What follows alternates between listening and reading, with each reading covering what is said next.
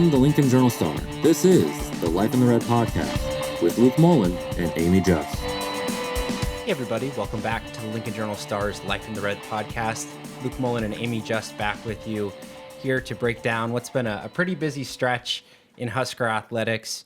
Of course, Husker volleyball and Husker football, now the season underway. Some big games for both those teams. It's been quite the few weeks around here. Yeah, I mean, technically everybody in a team sport that reps Nebraska is undefeated. And we totally didn't jinx that. Nope. Not even a little bit. Nope. Made it through the month of August that way. Yep. Who knows what September holds, but made it through August that way. Yeah. No, honestly, I thought that might be the case. And certainly the volleyball, the top 5 wins stand out. We'll break those down in a moment, talk about that season opening win over Cincinnati for the Husker football team as well. But you mentioned all the team sports undefeated. Quickly around Husker sports, the Husker soccer team, 5 matches so far this year. Again, undefeated across those. And if you want to get a look at that Husker soccer team, they are home this weekend playing Oregon State on Thursday and Kansas State on Sunday as well. But as for the Husker volleyball team, there were those big matches, of course, in Lincoln to open the season, the AVCA Showcase, those wins over Pitt and Stanford. They went to Kentucky, beat Lipscomb and Kentucky. Really impressive win there as well to close that out. But just 4-0, that start for Husker volleyball, just what stands out to you so far? Yeah, I think that is the toughest stretch for them this season. Now, when you get into the doldrums of it, that's going to be really difficult, right? But teams, you start with Pitt and then Stanford, one of your non-conference rivals, and then Kentucky. It was unbelievable that they were able to make it through that gauntlet unscathed. In the win-loss column, they did drop 2 sets to Kentucky. They needed a reverse sweep to pull it off, something they haven't done since 2023. But I think that's a testament to the depth of this team and the fact that Danny Busby-Kelly isn't afraid to pull people when they're not playing well. Yeah, definitely. I think, those 2 wins to start the year, that especially how they played against Stanford, I mean, they were red hot that entire match. And just me personally, I was interested to see the opposites, the way that Coach Danny Busby-Kelly would use those opposites. I think they've all played really well. Ali Czech has, I think, impressed me when she's been on the court as well. So getting those new personnel, getting them in, that's been interesting to see. And certainly they've all gotten their chance out there. But just wanted to quickly get your thoughts on that AVCA Showcase, all the college volleyball talent that made its way to Lincoln. What was that weekend kind of like for everybody who involved? Yeah, it was really cool. They really treated it like a Final Four event. There were red carpet rollouts before the first night of matches. Even the teams that weren't playing that day, the ones that played Saturday and then Monday up in Sioux Falls, got to experience all of that. So a lot of top 16 level volleyball, a lot of teams with new coaches, and I wrote about that on Sunday. But also, as Brent wrote about several weeks ago, with Vanderbilt resuming play after 40 plus years of not sponsoring a program, so they got to come up here for this. So I just thought it was a really great celebration of volleyball on a weekend where there wasn't a ton of football, so volleyball could capitalize on those available TV windows, and it brought a lot of eyeballs onto the sport, which is always a good thing. Yeah, I think definitely that sort of showcase event, I just thought it was great. Anybody who was a college volleyball fan, just see that high level action there early in the season, all those great programs. Very impressed with how that went and all the great action that took place there, especially at Pinnacle Bank Arena. That is your volleyball update and a lot of football discussion to get to, talking Cincinnati as well as Akron preview. Huskers opening up their home campaign here at Memorial Stadium this Saturday, but it was kind of home game away from home. That was, of course, the talk and the build-up. The way that things played out, I think a lot of Husker fans will tell you, hey, that drive was pretty annoying there on Thursday, but the fans packed Arrowhead Stadium. It was a loud environment, and it really played an impact on the way that game played out. Yeah, I mean, how many false starts did Cincinnati have? 4? I think it was 4. And all of those were at crucial moments. So big ups to the fans for helping contribute to that. Yeah, definitely. And I think the big takeaway from this one, we'll get into some of the nitty gritty with the offense and the defense, but talk about a minute and a half or so left. Cincinnati, they have the ball, they're driving, and yes, they haven't generated offense, throwing the ball very consistently, but how many times before have we seen, Nebraska, these late moments, like defending a lead like that? It's so tough for a defense, especially when the opponent goes 2-minute drill. But Malcolm Hartzog, one bad play, comes back the next, seals the game with that interception. Big play for Hartzog, but how about that just for Nebraska football's trajectory? I think it's going to do a lot for them mentally, because you have to, like, yes, it's one thing to know I can win a close game. We can do this. Like, we can do it. But you have to actually do it in order to take a step in the right direction, to get rid of that mental block. And so I think that in of itself is going to help them. You heard Matt Rule talk about that at Big Ten Football Media Days in Las Vegas. He's like, I want to see how we do in our first close game. Well, it came in week 1. And I think that they needed to get through, defeat that boogeyman, so to speak, so they can just move on and have this not necessarily be a talking point moving forward. I think it still will be, because one instance does not break a pattern. So we'll see what happens the next time that they're in a close game situation. But to get that one out of the way, I think does a lot for them, especially mentally. Yeah, definitely. And I think the other thing, too, that Matt Rule said, hey, like, it was good to have to go to 60 minutes, against a team like that, a game that goes all the way to the end, because, yeah, schedules break down differently, but, some teams, they schedule their FCS week 1 or, just the way that it breaks out, have some really lopsided results in week 1. But this one for Nebraska, put that on tape, a good opponent in Cincinnati, very important for them to move forward.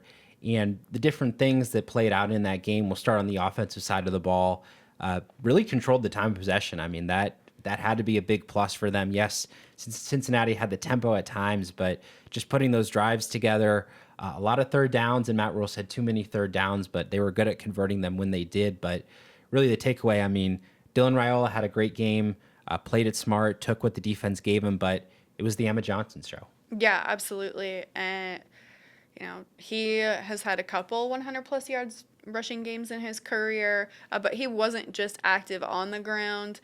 He caught a couple passes, was really all over the place for them. Even when he wasn't touching the ball, he was still involved with the plays. So, yeah, I don't know how many plays he actually had on the sideline when the offense was on the field, but, yeah, great day for him.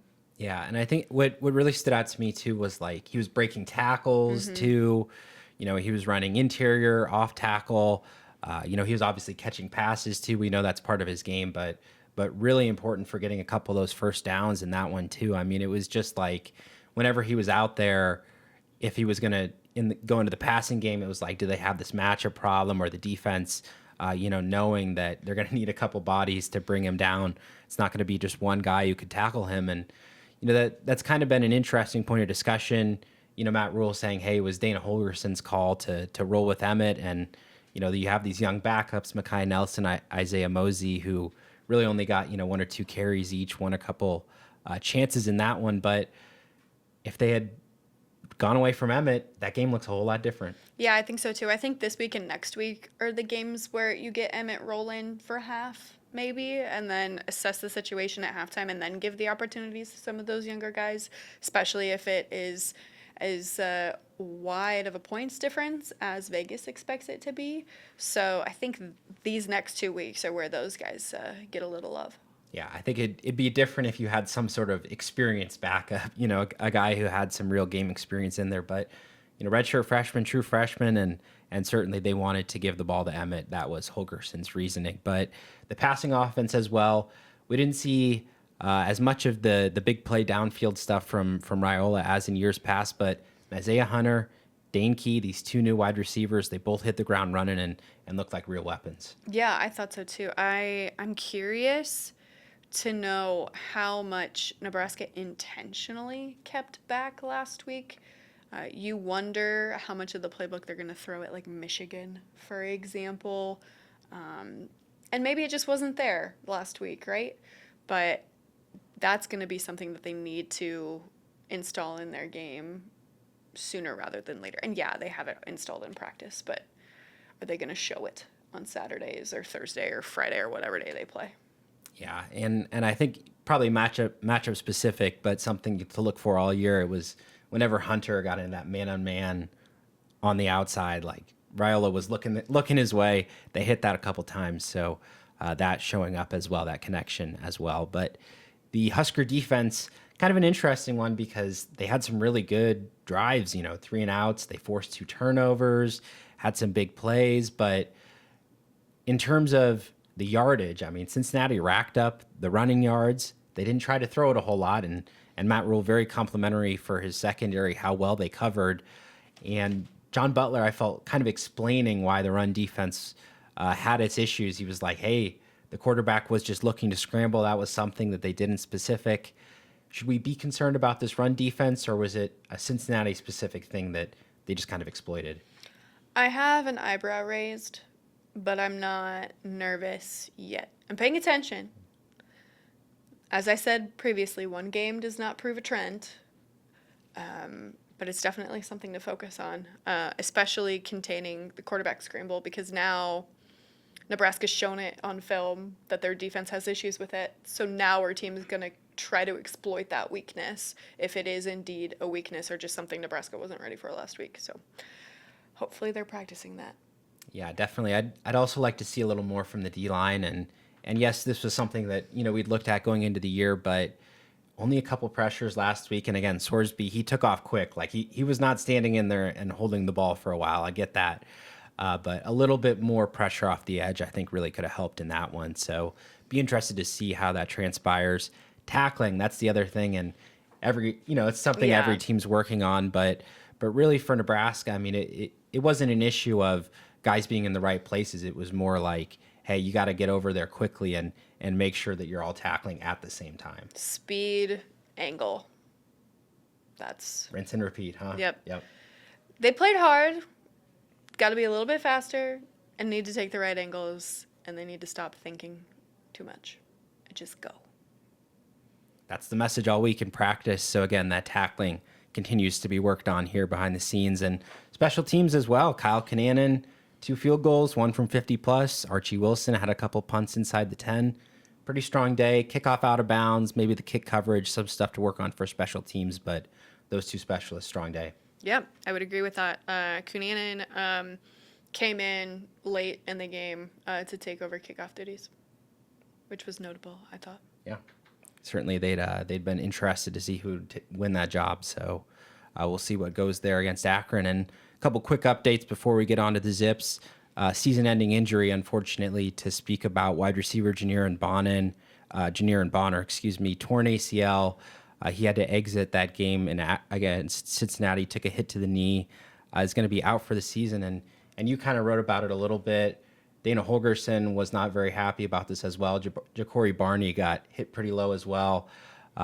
Stuff happens in football, definitely, but really tough for a guy like Bonner there who's just trying to make a play and he's not protected, gets hit in the knee. Yeah, it was really low tackling just all across the board. And again, I think that, and somebody pointed this out on social media, I think this is the results of years of targeting penalties. All right, we'll aim lower, and you're worried about, heading with the head. If you go a little lower, you're not going to be called for that. So I think that this is a trend in response to some of the roughing the passer, targeting type tackles that you've seen penalized in years past. Yeah, I agree that the game currently. Yeah, the game's just called in a different way. So definitely that stuff is prevalent, and Bonner unfortunately paying the price. And that's a guy who, maybe he wouldn't be on the field every snap, but like when he's on the field, he would make some big time plays. They would, they'd use him as like a lead blocker a lot of the time, as kind of that X factor. Remember that Heinrich Harburg touchdown against Wisconsin last year? Demolished a man. Yep. And that's what you got from him. And he was such a mismatch because he's not really one position. Like he was a tight end, a fullback, a receiver, a running back. He could do a lot of different things. And there's not really one person on the roster, at least on the offensive side, that's a carbon copy of what he is, just like physically wise. So I'm really interested to see what they're going to do. I know Carter Nelson's going to need to step up in the pass catching. Wouldn't surprise me if they flex out an underused offensive lineman maybe as an extra blocker to kind of make up for some of that. Maybe move like a jumbo package as we've seen in years before. But yeah, they're going to need to be creative to fill the big hole that you lose without having Bonner. Yeah, one of the single-digit jersey guys as well, key team leader, important guy in that locker room. And Matt Rule said, yeah, they're still rally around him. He'll still mean a lot to everybody and this team. Another personnel note, though, real quick, left tackle, something everybody was looking at, like who's going to be the starter. Well, Gunnar Gatula was the starter. That didn't mean he played the most snaps because Elijah Pritchett and Turner Corcoran, they all got series against Cincinnati. Don't expect that three-way rotation to continue this whole year, but I mean, you got to think Gatula was the starter. I thought he played well. Like, you just got to think that they stick with him there. Yeah, I would agree. I think that you keep with that. I know there were a lot of eyes on Pritchett, but unfortunately for Pritchett, he made one of the biggest mistakes in the game for Nebraska. False starting in the red zone. It's like almost unforgivable, especially when that is an issue that you've had all camp. So really unfortunate timing on that, just really unfortunate it happened at all. But that doesn't help him in the race to become the starting left tackle. Yeah, I don't think the book's closed, but certainly Gatula put a strong first game together. And again, after what he did last year as well, I expect to see a lot of him there as well at left tackle. And just something quick to talk about. Matt Rule, he has this idea for his teams, and this is something he takes back to his Penn State days, but he has this idea that they really have to focus in after that season opener, identify the things on film that they need to improve, and just hammer them home before they get out there week 2. He says it's his idea that they make the biggest jump, all season long in that 7-day, or in Nebraska's case, 10-day or so window. So a couple extra days to practice. They had the weekend to watch some college football, get back in the facility, and getting back in just this Husker team, the focus as well for Akron. Just what do you think about the way that they're coming off this win and getting back to what's going to be a pretty long stretch here at home? Yeah, that's a really beneficial part for Nebraska, is that they don't have to travel again for a while. So they can get set in a routine, get settled, just kind of be at ease is not the right word, but you don't have all the extra stuff going into a game. You don't have to leave to go to a coast, get used to a new time zone. They don't have to deal with checking into hotels and all of that. So they can just focus on what needs to be focused on rather than the extra stuff that comes with road games. Yep, getting into a routine, definitely. And as we talk about this Husker opener at home here against Akron at Memorial Stadium, let's first get into our quick-fire questions. First, from the season opener, any surprises about how Nebraska performed or how they lined up? I thought it would be higher scoring than it was. Yeah. I was a little surprised at how much they rotated on defense. And yeah, you always put a lot of guys out there, but like Rex Guthrie was out there right away. They really were aggressive with those D linemen, keeping those snap counts low. And as well, Marquise Watson-Trent, he was a little bit lower there in the snap counts at linebacker. So thought that rotation was a little interesting. Next up, these next 2 weeks before Michigan comes to town, Nebraska's non-conference, what area do they need to improve the most? Run defense. I'm going to say, yeah, I agree with the run defense. I'm just going to say consistency, and that's something that every team's striving for, but really just from an offensive standpoint, like stringing first downs together, drives, avoiding those quick 3-and-outs, and then on defense as well, similar, get those 3-and-outs, get off the field. And last up, really impressive how Husker Nation turned up in Kansas City. How would you feel about them going back for another game there? I like it. We would need to leave earlier. Good. Yes, the planning, a second go through would be a lot better. Maybe but, go down the night before. Yep. Yeah, I was skeptical at people who stayed the night before. I was like, oh, that's overkill. But the next day they were sitting pretty, definitely. But I will say as well, from just a experience standpoint, like it was like a party there. It was like everybody who had gone. There was this communal sense of Nebraska fans on the road. Really impressive, like something that you don't get for a typical non-conference game. So really hard to harness that again, but I think that Kansas City formula, that could work. On to our Husker hot topic. Another question for you here. Talking big plays, Nebraska, Cincinnati, didn't see a whole lot of them. Part of it was down to the Bearcat defense, but as we get to these next few weeks, is this Nebraska offense truly ready to unlock its big play potential? I think so. I think there's quite a few mismatches, especially in the next 2 weeks, that they can look to exploit. Just how much of that do they want to, pull out of their playbook against two teams that they should beat relatively easily? I don't know, but I think that the opportunity is there for the playmakers to make people miss. Yeah, I think I'm not reading in too much to a lack of explosive plays last week because Cincinnati just made life difficult. And, really we saw last season, Dylan Raiola was like so aggressive on those downfield throws. I mean, he loved to get, a chance at a 40-yard bomb, go and let those wide receivers go up and get it. Last week, I mean, he played really smart. He was getting the ball out quick. Those long developing plays, like we didn't see as many of those. So it just feels like some of these matchups coming up, Dana Holgerson, he's going to have a feel for the offense. Sometimes you just have a spot on the field where it's just perfect, to take a shot downfield.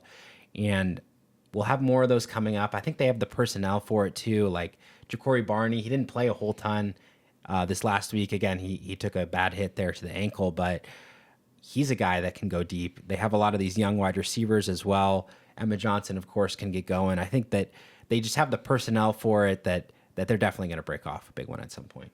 Mm-hmm. Agreed with that. And it's an Akron defense that could be tough to break off that big play against, because if you look at how the Zips performed in that week one effort, 10-0 loss to Wyoming. They're 0-1 on the season, have not had a winning year since 2017, by the way, that Akron football program. And worth mentioning, put a little piece together on this earlier in the week, but hey, why is Nebraska playing Akron? Well, take it back to 2018. Scott Frost, yeah, that's right, Scott Frost, people. He was the head coach, and there was a lot of hype for him. Big day in Lincoln, huge vibe inside Memorial Stadium, and the game kicked off, and then it was called off. Thunderstorms canceled, and eventually the schools decided, hey, we'll play all the way down the road in 2025, and here we are. Funny. Like it was It feels like it was so long ago, but it really wasn't. But it also was, but it wasn't at the same time. This 0-1 start to the year, it was really, an interesting game that they played, because you hold a team like Wyoming to 10, you got to feel pretty good about your defense. You score 0, and you feel pretty bad about your offense, don't you? Yeah. Look, I haven't scouted Wyoming, but he got to put up more than nothing, right? Yeah. So pretty hard to win a game, score nothing, huh? Yeah. Got to score. Though I guess you technically can win if your offense doesn't score. Absolutely. Just a bunch of safeties. Get a safety. Mm-hmm. But yeah, I unsure about what we're going to get here in Lincoln on Saturday. I think the quick read from that week one game was just it was only a 10-0 game, but the game script got away from them a little bit, really struggled to run the ball at times. And they do have some different running backs that they've rotated in. Their quarterback, Ben Finley, he can run too if needed, but he had to throw a lot of passes last week and completed just 42.1% of those. Threw an interception, was sacked 3 times, so they just never really got in that rhythm offensively. Wyoming really disrupted them up front, so I think that's the key to the game to me, this Nebraska defensive line. Can they really make life difficult for Finley? Because if Akron runs into those same issues, you could see it being a pretty long day for that offense. And I think they're going to feel good about their defense too, because They might not have the top end talent. Their coach Joe Moorhead was talking about that this week, but he really believes that those guys play together. It's a well coordinated group, so that defense should be good. The offense is again the question mark, and you see this reflected in the line for this game. It's a massive favorite for Nebraska in this one, 34.5 points as we last checked. So as we get into our game predictions for this one, I don't think it's going to be quite that lopsided. I'm going to say Huskers 35, Akron 7. The Zips get one solid touchdown drive. But other than that, I think this Husker defense really holds them tight. That secondary is good. I think the defensive line gets more pressure. Dylan Raiola has quite a few touchdown drives. They get Emma Johnson out of the game early, limit that workload, and I think it's a successful 35-7 day. Yeah, I am similar to you, but I'm thinking like 37-3. You think it's going to be tough going? I do. If they can't score against Wyoming, surely Nebraska's defense can put together a better day than that, right? Yeah, I think certainly the black shirts are going to be looking at that game film and looking forward to seeing what they can do in front of the home fans. It's a night game too, which always is a big one. A lot of the in-game experience that goes along with that, very exciting. There'll be some good recruits here as well. That's always a big one from a recruiting standpoint. And as well for all the fans, new concessions, alcohol sales inside Memorial Stadium. I think it's going to be quite the scene this Saturday in downtown Lincoln. 6:30 p.m., the Huskers kick it off against Akron. As always, we will have all the coverage for you online at journalstar.com. That'll do it for today's episode. We'll see you again next week. Thank you for listening to this week's Life in the Red podcast. Our theme music is composed by Sasha Indy. The stories continue on journalstar.com.